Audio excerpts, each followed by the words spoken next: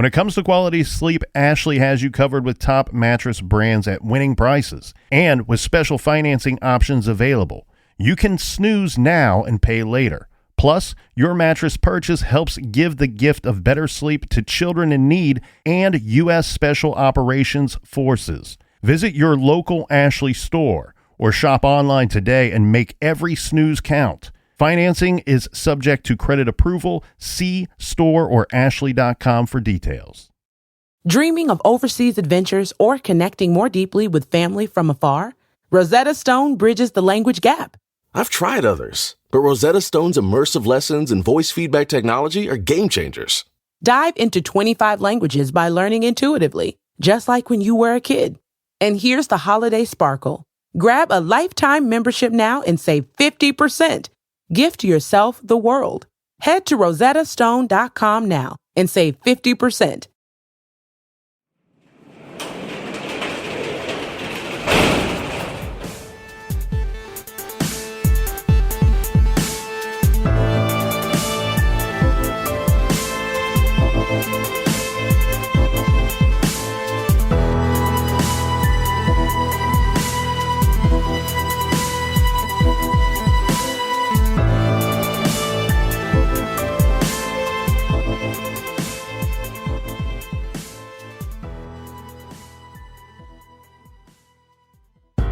Welcome to True Crime Garage. Wherever you are, whatever you are doing, thanks for listening. I'm your host, Nick, and with me as always is a man that if you strap on your beer goggles, he's a perfect 10. He is the captain. Thank you. It's good to be seen, and it's good to see you. Thanks for listening. Thanks for telling a friend, and happy Craft Beer Week.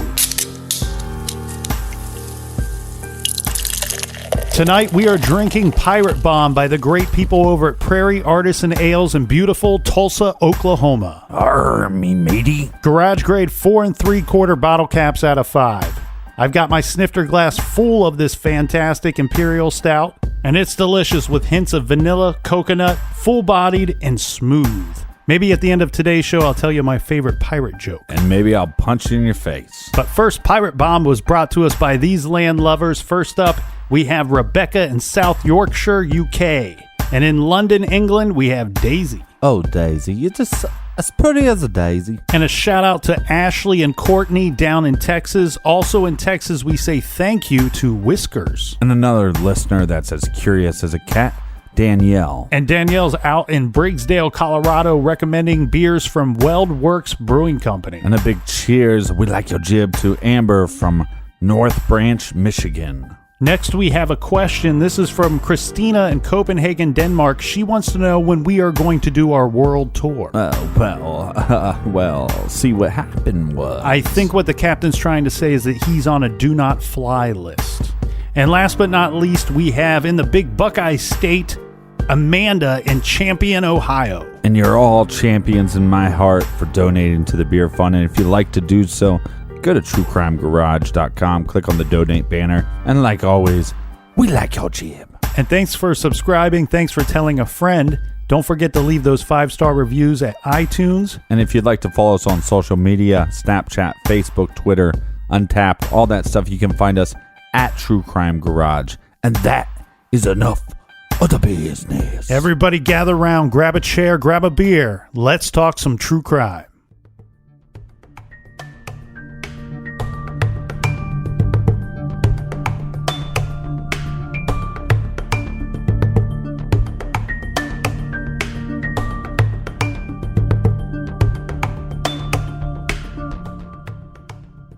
It was a parent's worst nightmare that has lasted 10 years. And one family doesn't want you to forget 2 missing teenage girls. This is KOAM News at 10. I'm Rhonda Justice. And I'm Dow Quick. Tomorrow marks the 10th anniversary of the murders of Danny and Kathy Freeman and the disappearance of their daughter and her friend. The Freemans were murdered and their home was burned to the ground in Welch, Oklahoma, December 30th, 1999. Their 16-year-old daughter, Ashley, was hosting a birthday sleepover with her friend, Lauria. While the bodies of the Freeman parents were found inside the burned home, no trace of Ashley and Laura were ever found. Laura's mother hopes someone could still come forward with information and collect the $50,000 reward. We're going to have more on the anniversary and the investigation tomorrow.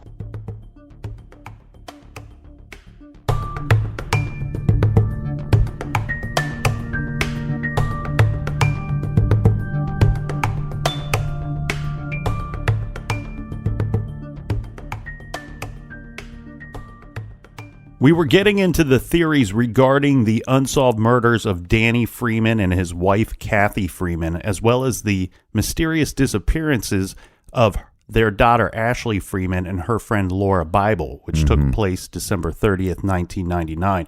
Continuing on with those theories, one we hadn't got to yet was theory number 3, that the police had killed Danny and his wife and then set fire to the trailer, destroying evidence and abducting the girls. Let's talk about this one here for a second, because this is one that is near and dear to the hearts and minds of the Freeman family. There's a lot of family members that believe that this is the actual situation. Well, when one of your loved ones comes out and says, hey, if anything ever happens to me, look into the sheriff department. Yeah, and that's exactly what Danny had said to his brother Dwayne before he was killed. Right. And he had also told his brother that according to Danny, that he was told by the sheriff's department that they could do anything that they wanted to him and his family, and there wasn't a thing that Danny could do about it. I never would have thought when we started the likelihood that law enforcement would be involved or possibly involved in so many different cases. Yeah, this is something that we seem to bump up against time and time again when we're covering these unsolved cases. But the situation here is we spoke about Danny's run-in with the law. You know, this all occurred after his son Shane was shot by the police. Now, the situation is this, that we also have some other factoring things here. Not only was Danny following around and hanging out in front of the officer's home and being followed by the officers as well, but according to local accounts, that Danny Freeman once threatened the lives of police officer David Hayes. This is the officer that shot and killed his son Shane. The other thing is that Danny, according again to Dwayne, his brother, said that the sheriff's department was threatening him as well. So it sounded like, Danny was the harasser and also being harassed himself. And I don't know all of the specifics regarding their son being shot, but all reports that I have read seems to me like it was a justified shooting by police, as well as, they did conduct their own investigation, and they state that it was a justified shooting, that the officer, David Hayes, that he was simply defending himself against an armed man that was rumored to be suicidal, that wanted suicide by cop, that seemed to be willingly committing crime after crime. Right. I think your vocabulary is wrong. I don't think it was a man. I still at that point, I think he's a boy. Mentally, he seemed very much like a boy at that time. But the situation is this, okay? There is no evidence to suggest this theory is correct. The officer, David Hayes, who shot and killed the son, Shane, his brother is in law enforcement as well. Now, both of them have taken polygraph exams after the girl's disappearance, and there was nothing within those exams to conclude or suspect either one of them of having any involvement in the disappearance or the murder of the Freemans and Laura Bible. Now, we also have that they're not even considered suspects in this investigation. And one thing that I want to make clear, too, that they were never personally involved in the investigation of the murders or the disappearance, right? Because there was a conflict of interest. So as soon as this case took off, they immediately got the Oklahoma State Bureau of Investigation involved. Good for them. They took over the case because they're like said, there's a conflict of interest there. Yeah. There is one strange connection that I would like to bring up, though, and this would kind of further the law enforcement conspiracy theory here, is that several of the girls' relatives participated in a pilot of a television program called What Really Happened. This took place in October of 2001. The show was not purchased by any of the networks and has never been broadcasted. Now, there was a woman named Deanna Dorsey. She's a nurse who assisted the Freemans on the night of Shane's death. She appeared on the show, gave interviews and such. The other connection for Deanna Dorsey is that her daughter was a friend of Ashley's back in 1999. Now, Deanna was shot and killed at the hospital where she worked. This was shortly after a taping of this show, What Really Happened. Authorities said... Okay, hold on. So this nurse comes out and she's on this TV program that never gets picked up. Right. But for everybody, all accounts, people thought it was going to get picked up. And she comes out and makes these claims on this show. And then she is killed at her work. I don't know that she claimed that law enforcement was involved. All I'm saying is that she gave interviews regarding this TV show. Now, this would have been known in the area throughout the community that this show was taking place, that they're recording and they're interviewing different people. I mean, right. Again, let's remind everybody, this is a town of 600 people. So we're a very small community. Yeah, and the neighboring town, which is the large one, has over 6,000 people. So, again, another small community. The situation is this, though. My guess is that she's probably somebody that you would want to seek out to interview, because at this point, when you're making the show, the parents of Shane no longer exist to conduct these interviews. She was close to the family and helped them during the grieving process when they lost their son. Right. And so she would have known some intimate details regarding the death of Shane and regarding how the family was trying to cope with the loss of their son. Deanna Dorsey, she was shot and killed by a man named Ricky Martin. And he was a former employee of the same hospital where they both had worked. Now, this gentleman, Ricky Martin, he suffered from paranoid schizophrenia. Well, he also suffered from shaking his bonbon.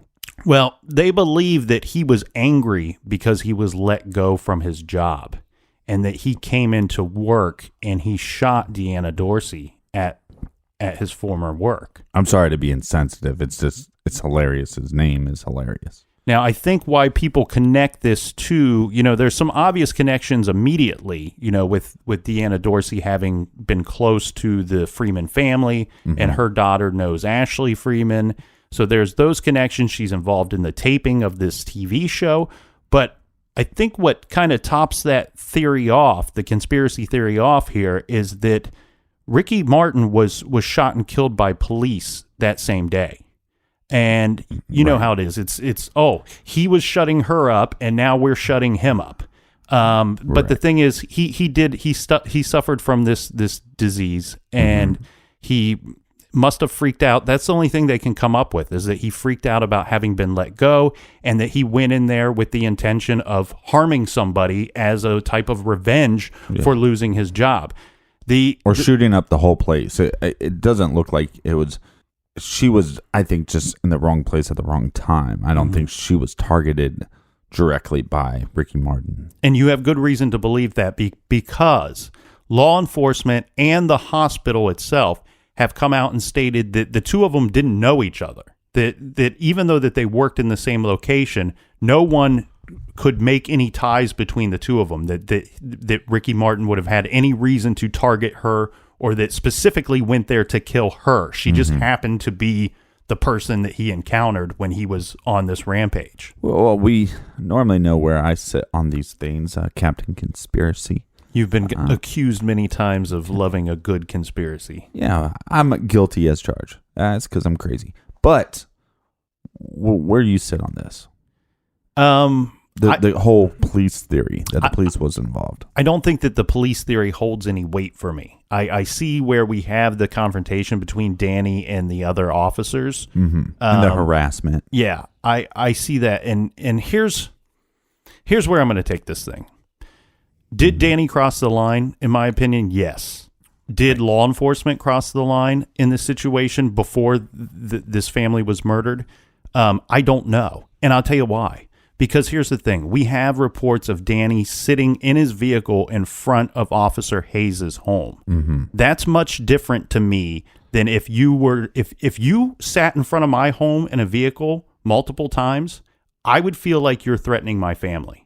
If you personally just said something to my face where you threatened me, I would take that would be a lot less to me than a threat of you sitting in front of my family's home. Noted. Now, I do understand blue blood, man. You got to have your brothers and sisters' backs. We can't have disgruntled citizens sitting in front of officers' homes intimidating them. Yeah. However, I don't think that way of taking care of that problem that would make any sense. It doesn't make any sense to go and kill and murder the family and abduct these girls to me. They would have had means of taking down Danny Freeman, I believe. I believe that if some of the rumors were true regarding Danny and his behavior, right, I believe they probably could have arrested him on a number of charges, and that they would have felt safe with their families and their personal safety having him simply behind bars and not have to do harm to innocent people that happen to be family members or associated with Danny. So I think that's why it doesn't hold any weight for me. I think that the police, and the sheriff's department, if they really wanted to correct the problem by being bullies, they could have done it by different means. Right. So what you're saying is pretty much what I think as well, but I'm going to put it a little clearer, right? I don't think you were as clear as we could be. Crystal clear, right? So what you're saying is, and what I believe, is that they could have removed Danny from the situation, or they could have just taken care of Danny. Mm-hmm. And why would you involve, the wife? Mm-hmm. Then also, why would you involve the daughter? And then on top of that, why would you involve the daughter's friend? Right. That doesn't make a lot of sense to me.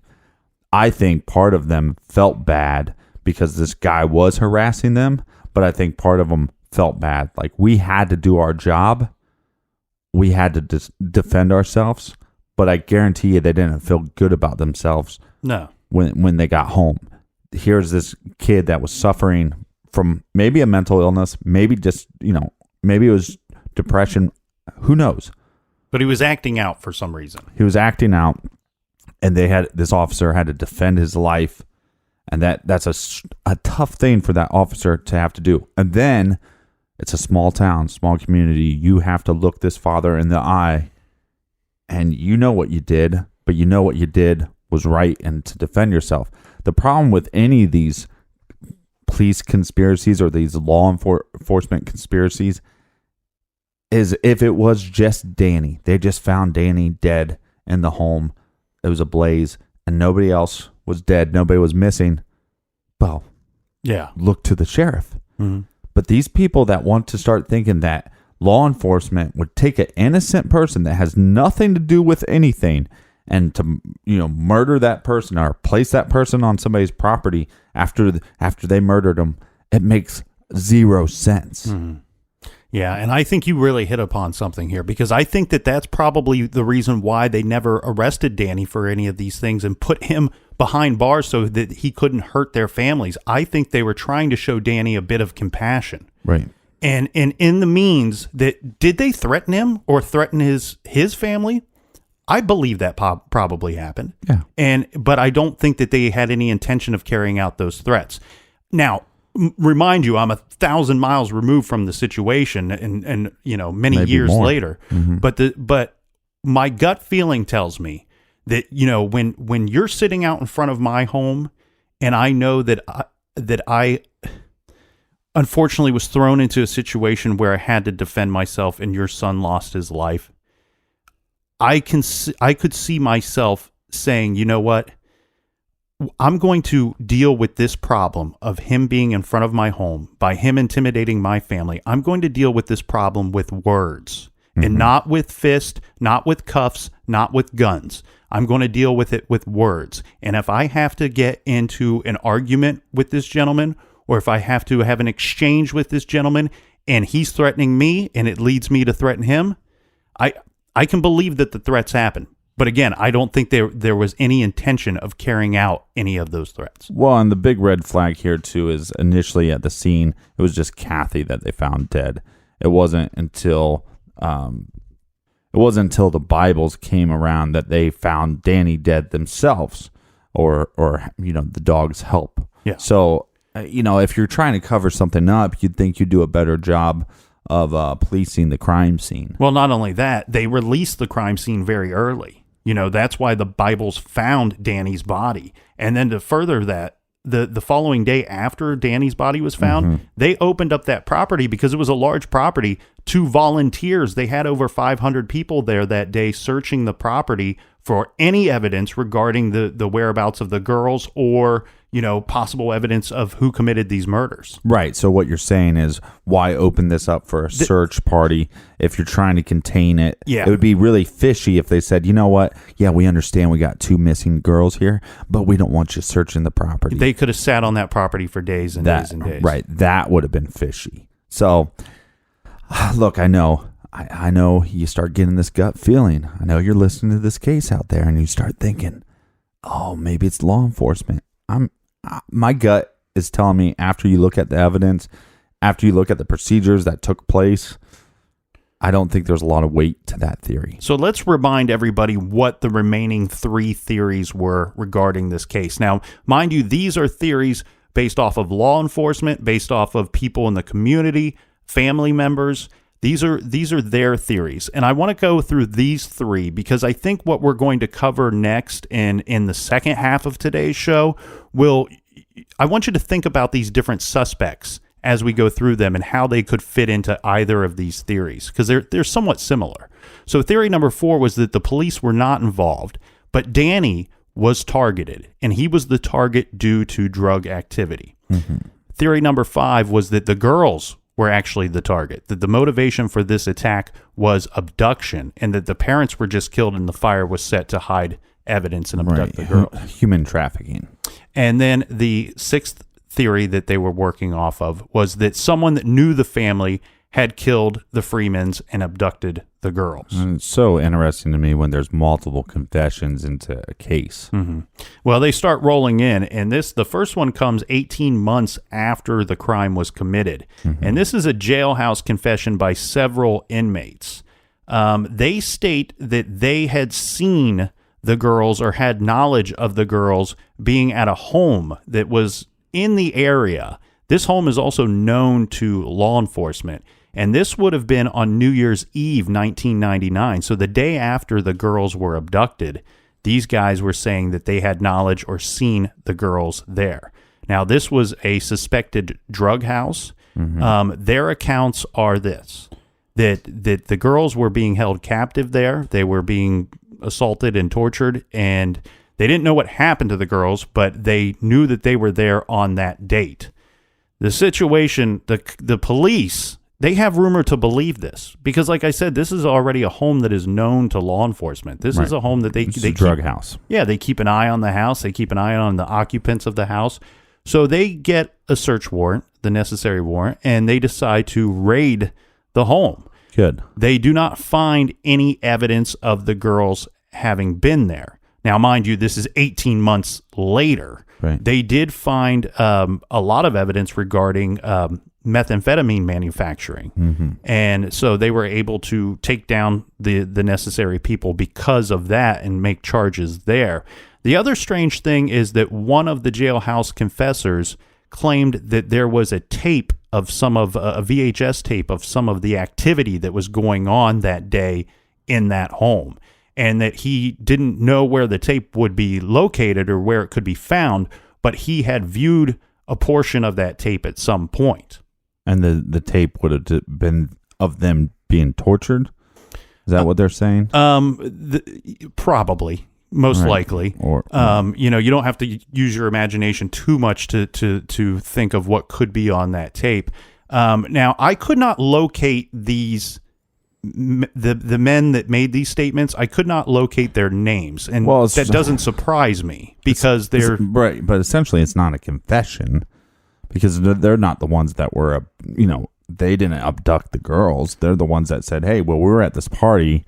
And we knew about it. We turned a blind eye. That's kind of what they're confessing to. Right. Well, which would be a crime. But they're probably sitting down stating that, you know what, I can give you what I know as long as this doesn't come back on me. Right. You're guilty of being a piece of shit. Yeah. Yes. But again, it doesn't surprise me that we cannot locate the names of these guys because it's a jailhouse confession. They're not going to release these names. That's the kind of stuff that you get the prison justice within the walls.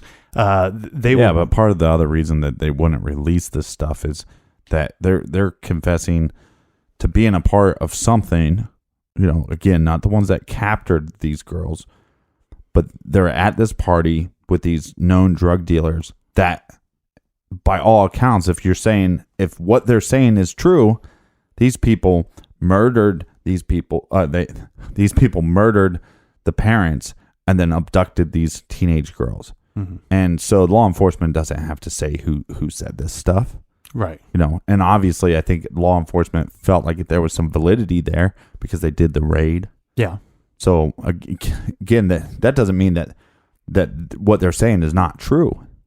So it could be true. Yes. But as an inmate, if I sit down and I'm going to pass along knowledge of something I know about of a horrible crime, I'm not going to want you to use my name. Mm-hmm. Well, I don't want anybody to use my name. Well, my final thought on this theory here, Captain, is there is one little tidbit of evidence here. If in fact these stories are true, then the one gentleman stated that, well, I shouldn't say gentleman, the one dude stated that there was a VHS tape. Now, right. Does that tape still exist? I would, the smart wager in me would say no, that it's probably been destroyed and gotten rid of. But keep that in the back of your mind there, because these things have, the truth has a way of coming out in the long run. And this is something that you could hold on to, that there might be some evidence out there that somebody could stumble across one day or find one day, and we would be able to just punch microphones. We would be able to solve this case regarding this situation. Well, and this goes back to my original thoughts of why the heck they probably moved out there to begin with. I mean, if you're just trying to grow a little pot, maybe you'd want some land. I'm not saying that people want land anyways. But when they talk about drug activities and being a rural area, I kept on saying that there's probably methamphetamines or something of that nature going on. Oh, it's definitely going on in the area, yeah. It's definitely going on in the area, but I'm saying going on with Danny. That's my gut feeling. So to me, this is super creepy. Why would you take these girls hostage other than for human trafficking, and then you're going to videotape them being tortured or sexually abused or whatever? You're a sick individual. You know what I mean? And it's very kind of reminded me of True Detective season 1, which was a crazy show. But anyways, that to me, there's so many creepy levels of that. And I wish we would know. I want to know where the investigation took them further. But if these people were just making drugs and then up their game as far as criminal activity, they might have fled the area, and we never will know who it was. Mm-hmm. And it probably was multiple people as well. Do you think it's a possibility? Because there's usually rumors amongst criminals, right? There's rumors amongst that crowd. Do you think that there's a possibility that these guys in jail that maybe had heard a rumor that this drug house was involved somehow with these girls or the death of Danny, and thought, you know what? We're going to try to help out. Not only that, there's a reward, and maybe if this rumor's right, I'm gonna pretend like I know something, and maybe I get out early. Maybe I get released early. Maybe just kind of taking a shot in the dark there. Yeah, possibly. But I think the VHS tape, it's either just a detail that you heard or it could have been a detail you make up. I don't know, to make yourself seem a little more believable. But I think there's some weight to this, and this theory makes some logical sense. Let's get into more theories right after this quick beer break.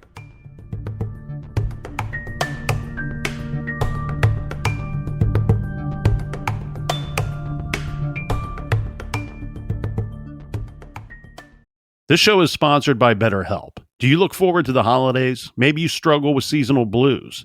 This time of year can be a lot, and it's natural to feel some sadness or even anxiety about it. But adding something new and positive to your life can counteract some of those feelings. Therapy can be a bright spot, something to look forward to make you feel grounded, and to give you the tools to manage everything going on. If you're thinking of starting therapy, give BetterHelp a try. It's entirely online, designed to be convenient, flexible, and suited to your schedule. Just fill out a brief questionnaire to get matched with a licensed therapist and switch therapists at any time for no additional charge. Find your bright spot this season with BetterHelp. Visit BetterHelp.com/garage today to get 10% off your first month. That's BetterHelp, HELP.com/garage. Rosetta Stone is the language learning program with a lasting impact. I've been using their app to learn French, and it's not just about memorizing words, but actually having real conversations. And it's not just French. They offer 25 languages. Right now, Rosetta Stone has an awesome holiday deal, 50% off their lifetime membership. Every language, unlimited access forever. For anyone keen on diving deep into a new language, check out rosettastone.com. It's a game changer. Major phone carriers make you sign contracts with rigid data plans to trap you into a kind of forced phonogamy. Sounds pretty insecure if you ask me. At Consumer Cellular, we believe in a more consensual and healthy form of phonogamy, free of contracts and more flexible to your data needs. This way, you stick around not because we force you to with contracts and fees, but because you love our phone plans. Like ardently love our phone plans. Phonogamously.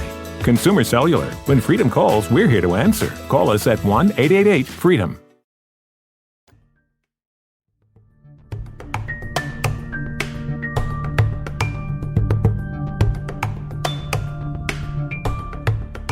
All right, we're back. Cheers, mates. Cheers.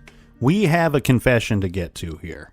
And this is from an article titled Authorities Investigate Death Row Killer's Claims. This is from the Joplin Globe back in May of 2002. And I'll read some pieces of this article so we can get a good idea of what's going on. Tommy Lynn Sells, age 38, who is considered one of the nation's most prolific serial killers, made the claim in a letter to the Joplin Globe postmarked May 10th. He's claiming to know the whereabouts of the two missing girls. Mm-hmm. Sells had previously claimed involvement in the 1999 disappearance of Ashley Freeman and Laura Bible, but he said that he couldn't remember any details. In the letter, Sells said he could now take authorities to where the girls are buried. He says that he wants, what does he remember about December 30th? Well, he states that he wants to say this, that he remembers where the two bodies are, and he believes he can take them to the bodies, and he also wants to remember a fire. Tommy Sells was a drifter and sometimes carnival mechanic. During his 20-plus years on the road, Sells claims he has murdered more than 50 people. Authorities have confirmed 17 of his kills, some of them in Illinois, Missouri, and Oklahoma. Authorities said that they are skeptical of the serial killer's latest claim, but said that they will talk to him. Right, but what we do know is that he was in the area. He has killings in that area. Mm-hmm. They state that he would be considered a very good suspect, or at least a suspect. And they said that they don't want to talk, the authorities don't want to talk about the credibility of anything because, they're going to talk to him because they don't have very many leads in this case, and they want to check everything out. Well, what happens when they talk to him? Well, his previous claim was that he couldn't remember anything or any of the details regarding the case or the crime itself. Now, after some more time has elapsed, now he's all of a sudden, he's clear about what happened, and he can lead them to the bodies. He can talk about the details of the murders. The end result is that they take him to where he said he disposed of the bodies. And this was near the Red River, which is on the border of Oklahoma and Texas. Mm-hmm. And first of all, they don't find any remains or any evidence that the girls were ever there or that their bodies were there. Furthermore, the way that he had described the area and the location of where they would find these bodies beforehand, once they take him to the location, it doesn't even match up with his description of where he says he placed the bodies. Furthermore, he couldn't give any real details about the crime itself regarding how the Freemans were killed, how the crime went down. He didn't know any details to further make them believe that he had any insight to give them. And you think with all these goofy false confessions that law enforcement would get to the point where they go, okay, well, in this scenario, we have two dead bodies, right? Mm-hmm. Give me details of these. Right. Before we go on a wild goose chase looking for these missing girls. Well, and they actually did, because he wanted to talk about this previously. And he couldn't provide him with any information, so they didn't take him out on the road. They waited until he stated, now I know this information. Now I can pass along this information. They believed that everything that he was telling them was stuff that he would have been able to find in the newspapers. Right. Stuff that you and I could have told them about the crimes. So this basically goes nowhere, and we're back to square one. Yeah, this leaves us with a second confession, and this comes from a guy by the name of Jeremy Jones. And I'll take you through a little bit of his background so we can figure out if his confession will carry more weight than that of Tommy Linsell's. Mm-hmm. So back in 1997, Jones receives probation. He's put on probation for 5 years. He's living in the Oklahoma area. And he's put on probation because he has committed sexual assault, 3 counts of sexual assault, actually. So he receives 5 years of probation, right? In the year 2000, in December of 2000, he leaves Oklahoma and he goes to Alabama. Now, during the course of him leaving the state, he has assumed a new identity. And he's even received a social security number along with personal info. He got this from a woman whose son was in prison in Missouri. So he steals this person's identity, and he's now in Alabama. Well, while in Alabama, in 2003, he's arrested for indecent exposure. In 2004, he's arrested for criminal trespassing.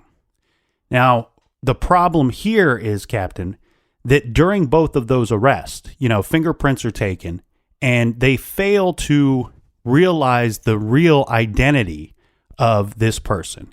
He's now going by the alias of John Paul Chapman, real name Jeremy Jones. The authorities, after 2 arrests, they do not make the connection that John Paul Chapman is actually Jeremy Jones. Mm-hmm.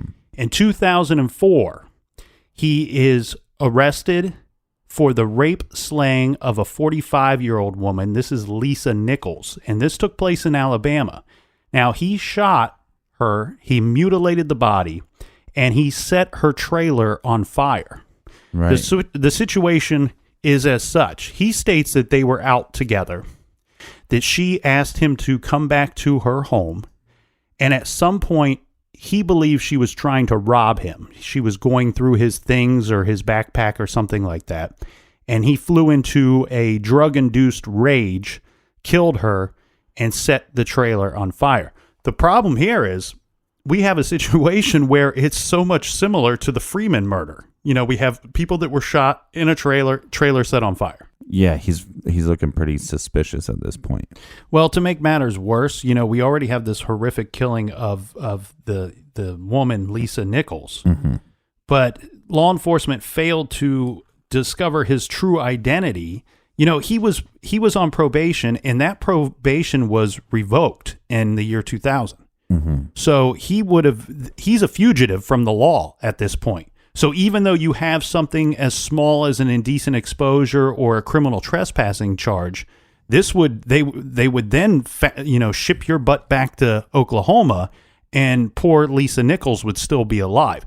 Yeah. I don't want to harp on law enforcement too much, because for those of people that don't know, the fingerprinting process is pretty complicated, and it's not uncommon that things, identities or such, could slip through the cracks regarding fingerprints. Well, and technology is way ahead now. But it's a little troubling when it happens, more than once with the same individual, especially somebody as heinous as Jeremy Jones, as evil as he is, because while they're waiting to convict him, we got a guy, he ends up confessing to a total of 13 murders. They only end up charging him with 3 of those. They could only find evidence enough to get a conviction of 3 of those. But what happens later is that he then confesses to the murders of Danny Freeman, Kathy Freeman, and abducting Ashley Freeman and Laura Bible and disposing of their bodies after he murders them. Mm-hmm. His story goes that he knew somebody, and he knew a man. I knew somebody. Okay. Well, he knew a man named Charlie. Okay. And Charlie was associated with Danny. Okay. I've heard several accounts of this story that either Jeremy Jones was owed money by Danny Freeman or that Danny Freeman owed this Charlie guy some money. Okay. Regardless, that's his connection to Danny Freeman. He goes to the Freeman home to collect what is his, what he believes is his. He says that he spends hours driving around looking for the Freeman home.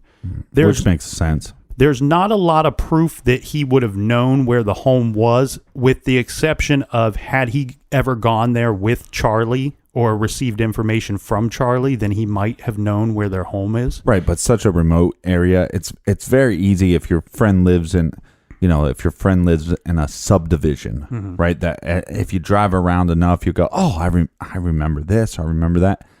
That's a lot harder to do in a remote area. Well, and I want to read somebody's description of the Freeman's home so they can get an idea of how hard I think that this home would be to find, especially in the dark. Mm-hmm. I have several friends that live out in the sticks, I'll call it, but I've driven past. I've been to their homes many times and driven past the entrance to their home, even in the broad daylight, because they live so far off the road.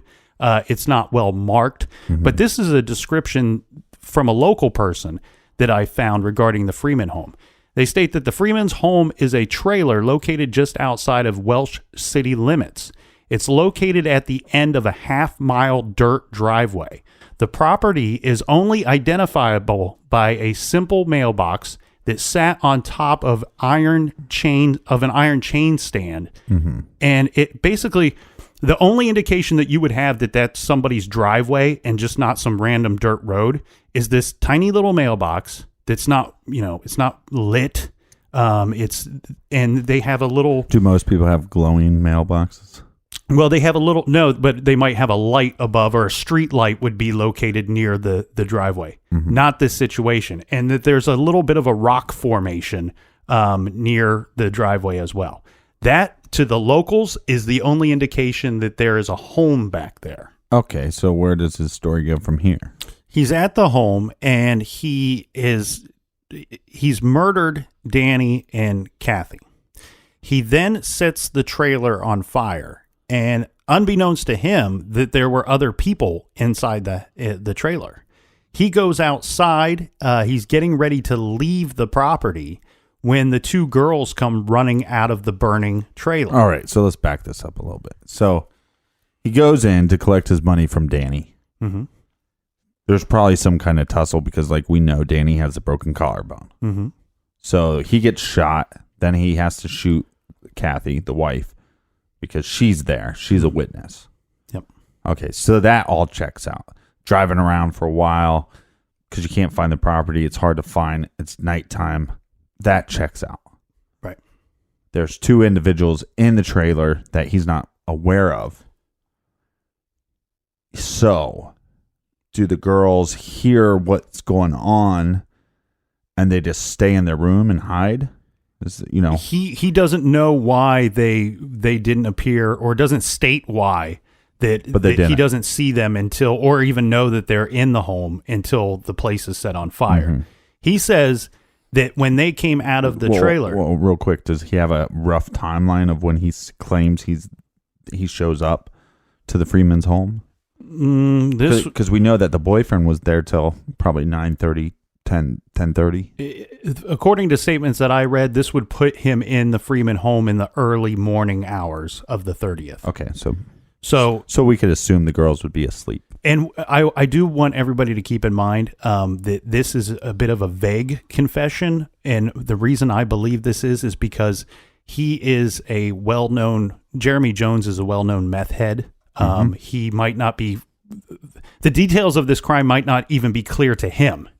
But he states anyway that the girls came rushing out of the trailer, and to his surprise, they didn't know that he was the perpetrator of anything that had happened, that had taken place before the trailer was ablaze. Well, maybe they slept through it. He says that they thought or assumed that he was passing by and saw the fire and had intended to report it or to help in some manner. So he gets them in his vehicle, and they willingly leave the property. The problem is they're not going to be alive for very much longer because of what kind of animal Jeremy Jones is. And right. Well, and he obviously seems like a sex offender. Yeah, he definitely is. And he says that he drove them to a location that was about an hour away, and he assaulted one of the girls. One of the girls tried to run off. He shot her and then murdered the other girl, and then he threw their bodies down into a mine shaft. Okay. So the problem with this mine shaft is that it's one of these, there's multiple pits and stuff in this location. And it also has a series of underground tunnels that could be flushed out from time to time due to water. Right. So he's confessing years later. So yeah. This is years and years of possible flushing of these mines. Yeah. The thing I don't like about his story, I want to know your thoughts. But the thing that I don't like about his story is that his story seems to make some sense. It makes a lot of sense. And even for a meth head,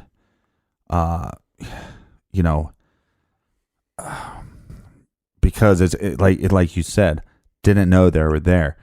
He has a motive. There's a logical explanation of why he would want Danny dead. Mm-hmm. And then there's obviously a logical explanation of why he wants Kathy dead, because she's there. Mm-hmm. Right? And he's probably in a meth state anyways. Yeah. Up or down. And I don't know much about it. So I'm not captain of meth heads. But then the girls are there, and here's this guy with, these sexual demons. Mm-hmm. And he is a sexual demon. Exactly. Right. So that's to me, it seems like everything he's saying makes sense. Mm-hmm. With the exception of they do an extensive search of the area in the mine shafts, these pits, the tunnels. Nothing is found of the girls. And immediately when he realizes that they didn't find anything, well, he takes back his confession. He's no longer confessing to the murders. Well, that's probably a play by his lawyer, though. Well, here's the other thing, too, though. You said he confessed to 13. They only tried him for 3. Yeah. But those held up. Yeah. So, okay. So now we do have some evidence that this guy confesses to stuff that he actually does do. And then there is obviously enough evidence to find it. Because if he confessed, and if they would have found that body, if they would have found those bodies, right? Mm-hmm. That would have been enough to convict him. Right, of course. So again, I think that's a play from the lawyer. Just recant the statement. When you compare the two confessions, Tommy Lindsell's to Jeremy Jones, mm-hmm. Tommy Lindsell's, some of the things he confessed to, they were able to take off the books and clear because his confessions were accurate. However, I would throw Tommy Lindsell's into the category of he's probably our generation's version of Henry Lee Lucas. Another killer, but mm-hmm. somebody that confessed to multiple killings. Right. He saw it on TV, and therefore he confessed. Mm-hmm. And I think Tommy Lindsell's was basically just a very weak, disturbed man, and I certainly guilty of multiple murders. However, I think he wanted to be much like Henry Lee Lucas, where he was thought of some kind of genius serial killer type. Right. I don't know if the authorities or if the media or if Tommy Lindsell's himself gave him the nickname, but he was known by the nickname of Coast to Coast, meaning he had killed multiple people in multiple states. You're not going to ruin my AM radio show for me. And go ahead. Oh, yeah, the Coast to Coast I'm not show. Calling him Coast to Coast. But regarding Jeremy Jones, we know he was from Oklahoma. The strange thing too is that he leaves the state the following year. Right. I know that yes, he was on probation. Yes, his probation was revoked, and he became a fugitive. Maybe he was running simply from that. I would wonder if he was running from these 4 murders that he had committed and later confessed to, recanting that confession. Right. Again, the only thing I believe about the recanting is that It's a lawyer play. And then also, I mean, as far as confessions go, where does the Bible family stand on any of these confessions? If I had to guess what they would think and believe, their theory, Laureen's theory, would probably lean most towards Jeremy Jones. Right. And my theory, and the reason why we kind of hinted on this a little bit, that how tough it would be to locate their home, it would seem very strange to me that a person like Tommy Lynn Sells, that he would have been able to locate this home. I don't think he knew these people. I don't think he knew the Freemans. And it doesn't strike me that this is the type of home that some random killer traveling the streets, there's a killer on the road, to quote Jim Morrison, would just stumble upon this home and commit this horrible crime. Yeah, and I think with Jeremy Jones, there's a connection to Danny, for one. And then, now just go with me on this. This is not too far-fetched. You need to collect money. Why? Because you're a meth head, right? So you go and you're going to kill Danny, then you're going to kill Kathy. And then these girls come running out, and you don't know a bunch of details of what has happened or what hasn't happened, right? You're kind of blurry with your details. But we have the first confession being these people in jail saying, well, the rumor is that we heard, or a party that we were at, could have been Charlie's house. Right. And is this Charlie individual connected to this meth house? And is it possible that is Jeremy Jones connected or Charlie connected to this meth house? Right. And then that would make their story make sense. And if any of those jailhouse snitches, I'd say, could come forward and say Jeremy Jones was at that party, then there's more validity to that confession as well, if that is the way it happened. You're saying that Jeremy Jones would, having abducted the girls, would then have something to barter with to try to obtain more drugs or pay back a debt to his drug dealers. Right. Or because he killed Danny, maybe he found some money, in the freezer. Maybe he didn't. Or maybe it was just, I have these girls, they're not aware that I killed their parents, and I'm going to take them to this party. This drug party on New Year's. In the girls there. I'm just saying that is a possibility. There are some problems with his confession. He was arrested on the 30th at 4 a.m. And this would have put him in the area of the Freeman home.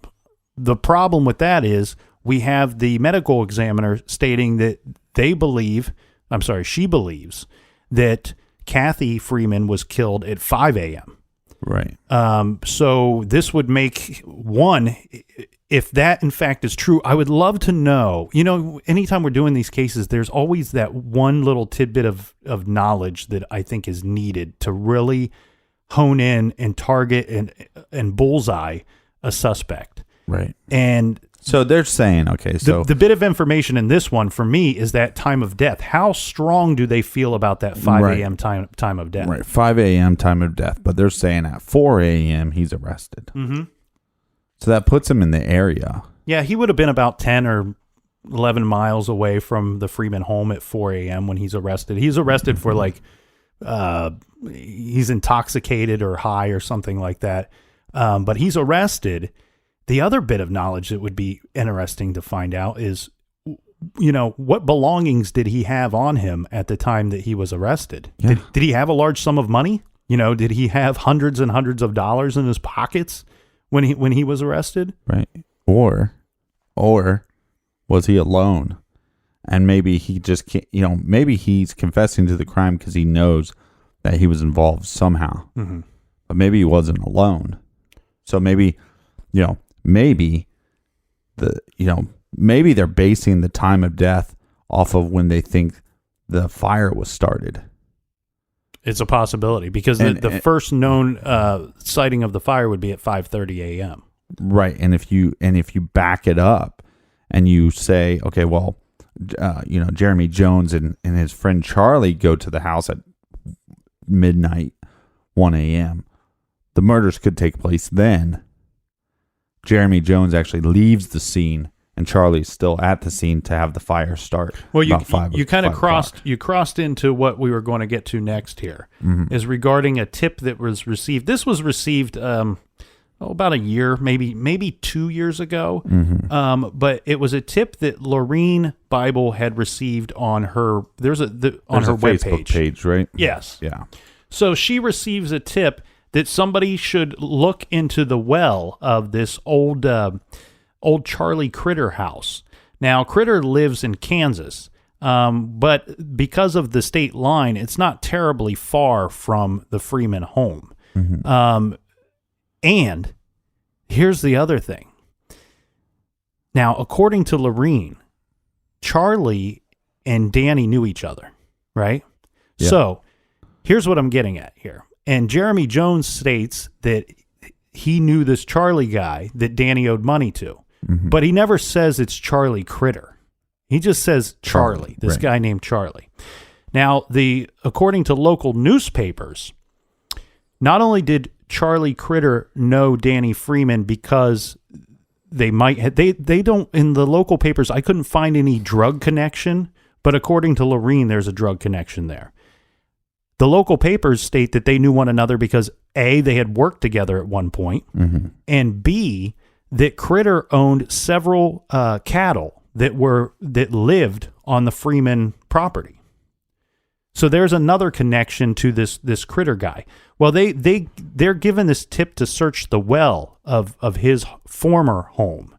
Right. They search the well. They send cameras down deep into the well, and they found no evidence that there was definitely no bodies in there. The only thing I believe they found was some old bucket, but there was no other type of debris that would lead you to believe that there were any personal belongings or clothing or anything of that nature. Again, what I was saying, though, is, with Jeremy Jones confessing, maybe he's just not implementing his buddy Charlie. And I think all this as well. Well, who is Charlie? Charlie's a guy that's currently he's got to serve 14 years in prison for second-degree murder. He murdered a woman. Right, he's a bad hombre. He murdered a woman, and they found her body in a creek. And the situation is, they don't believe that they couldn't find any evidence of sexual assault. So maybe he's not the same kind of animal that Jeremy Jones is. But you're exactly right, Captain. We have a situation where it's very likely that this Charlie character that Jeremy Jones says he knows is, in fact, the same Charlie Critter that we've been talking about, that knew Danny, that was rumored that he owed money to one or both of these people. Here's what I think happened. I think that... Wait, so are we giving our theories now? I think we got to, because we've been kind of beating around it the whole time here. I think that the two of them probably committed this crime together. Yeah. And I think that that's the only way that you could make the timeline make sense regarding Jeremy Jones's involvement. Well, his arrest, right? Because him being arrested at 4 a.m., is that right? Yeah. That is what kind of puts the wrinkle on the whole confession. And Lauria Bible, her belief is that the connection between the crimes is and the murderers is Danny Freeman. That somebody came to the trailer that night looking for Danny for some reason, right, and this was the result. And I'm going to give her the benefit of the doubt, and I'm going to believe what her gut tells her, because I can tell from all the research and reading that I've done that nobody has spent more time on this case and on this investigation than Lauria Bible. Well, and of course. And she knows that she knows the players involved. Well, she knows the characters, and she knows the landscape. She knows everything. And on top of that, her motive for getting answers is stronger than anybody's because of the loss of her daughter. And I think that two people or more had to commit this crime because of one simple fact, okay? Well, let's make it two simple facts, but they're pretty much the same thing. Okay. We've described Danny Freeman very well to everybody. It's easy to say that he has a temper. There's no reason to think that if he was confronted or put in a situation that he didn't want to be in, that he would not fight back. Right. This is a guy that would fight back 100%.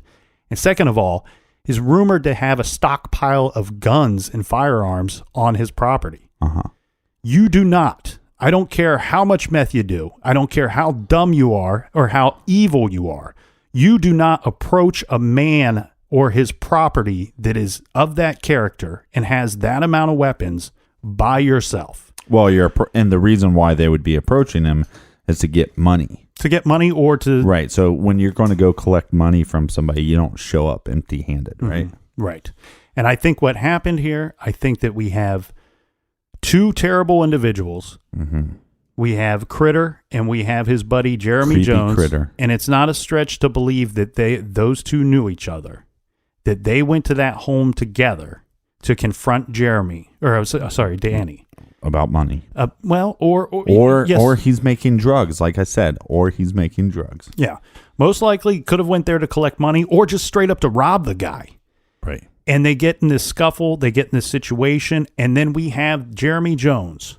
Look, because it could be as simple as, I'm out, Creepy Critter is over there and has his cattle, and Danny just opens up the freezer and get some ice for a beer or something.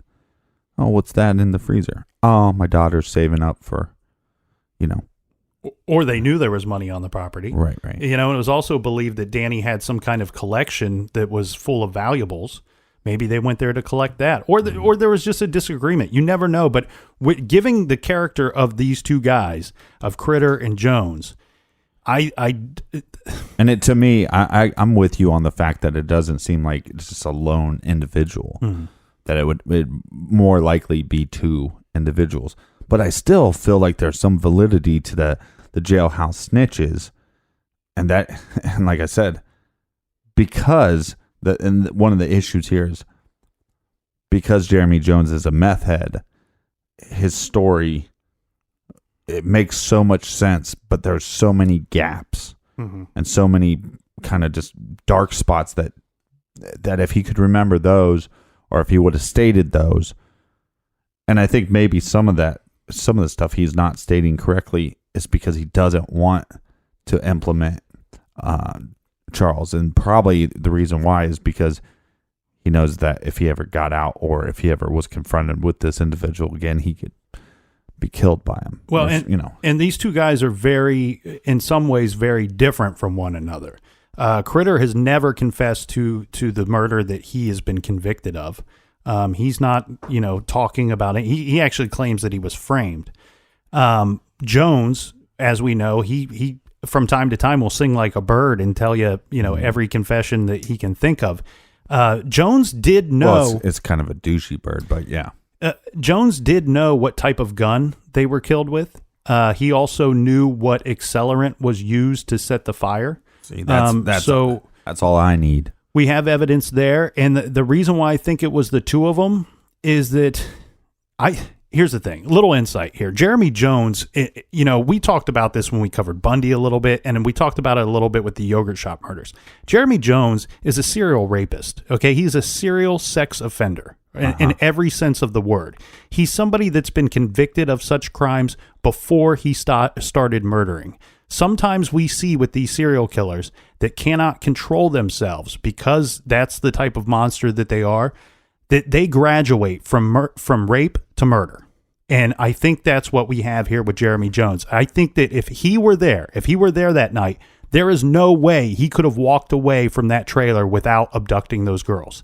That's the sick individual that he is. That's his addiction, more so than methamphetamine, more so than the drugs and the alcohol. That is his number one drug of choice is rape. And I think that we have a situation where they abducted these girls and they were able to get away with it because there was two of them, and Jeremy Jones fits into the timeline because he was not involved after the hours of 4 a.m. Right. And like I said, when you can tell me what gun they used and you can tell me what accelerant they used, that's believable. The other thing too is there's some evidence about cars being in the area that night. Yeah, there were two vehicles that were spotted near the Freeman home. Again, a remote area. There might not be any reason for cars to be in that area. But two. One was a dark colored vehicle, and it was a very vague description given. It was a dark colored sedan. Mm-hmm. The other vehicle that was spotted this was between 5 and 6 a.m. that morning. The other vehicle would have been a dark colored truck. It's the way that I've heard this reported is that these are two separate sightings, which would mean to me that these vehicles weren't seen together. But what that makes me wonder, furthermore, is we have this arrest record of Jeremy Jones. What were his possessions? Was he in a dark-colored sedan or a dark-colored truck? Mm-hmm. I know he would have been arrested at 4 a.m. and these sightings were later.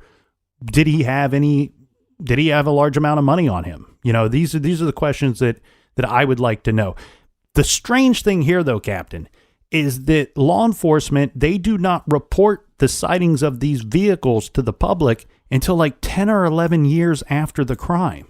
They're basically stating, this is some information that we got right after the crime took place. Right. We held on to it because they were very vague descriptions of vehicles.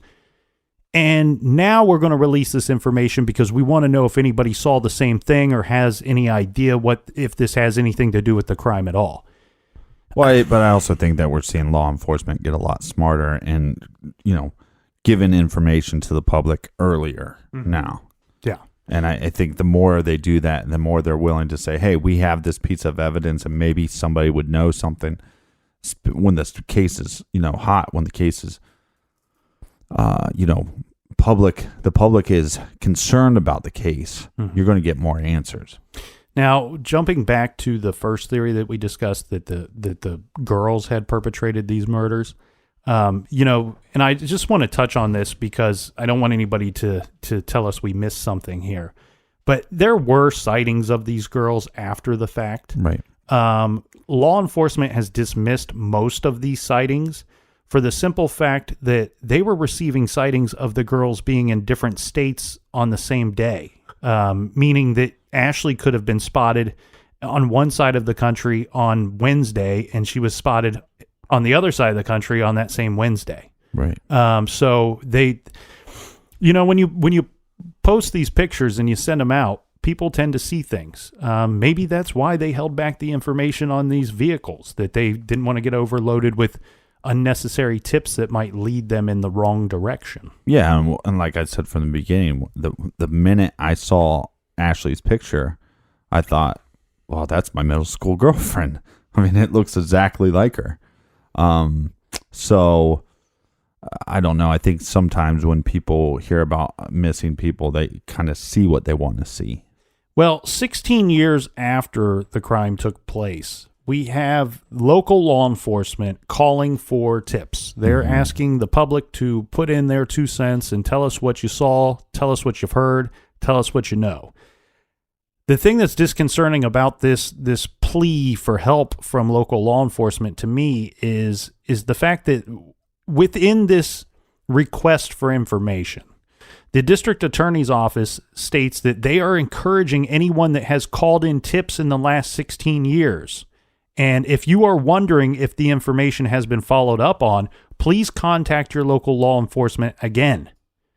So kind of, I think they're wondering what tips may have fallen through the cracks throughout the years. They're letting the public know that they have new people in all of the sheriff's offices, all of the district attorney's offices. There's new eyes, new minds, new people manning these desks and manning the offices.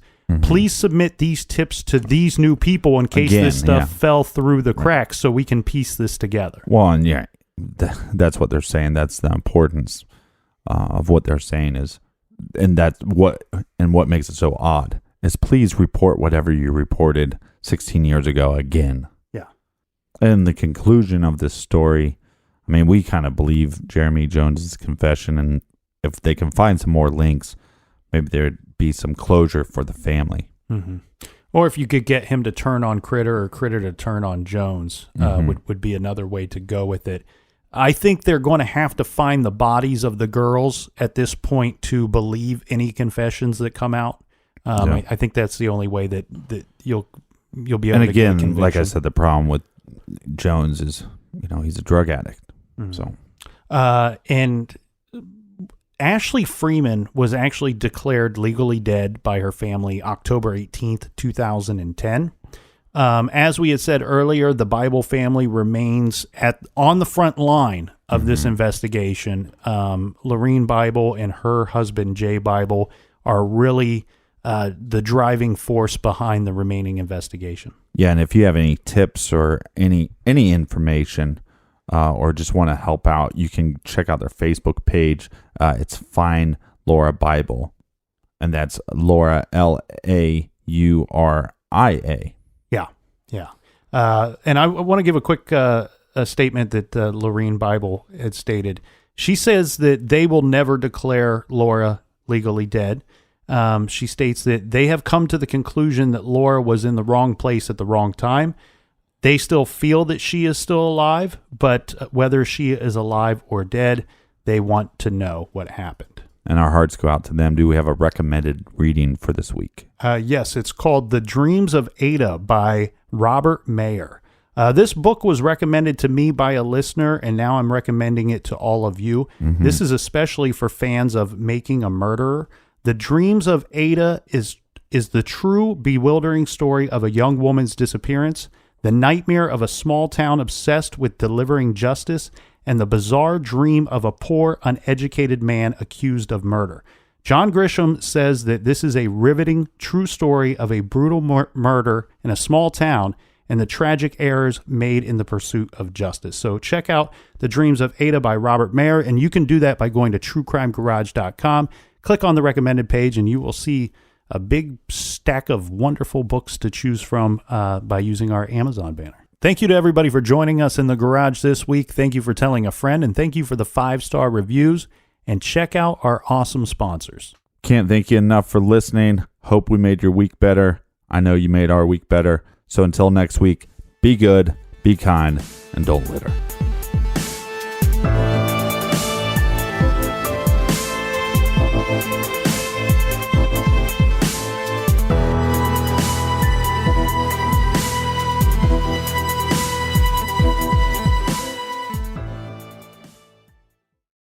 You can start your day off right when you find a professional on Angie to get your plumbing right first.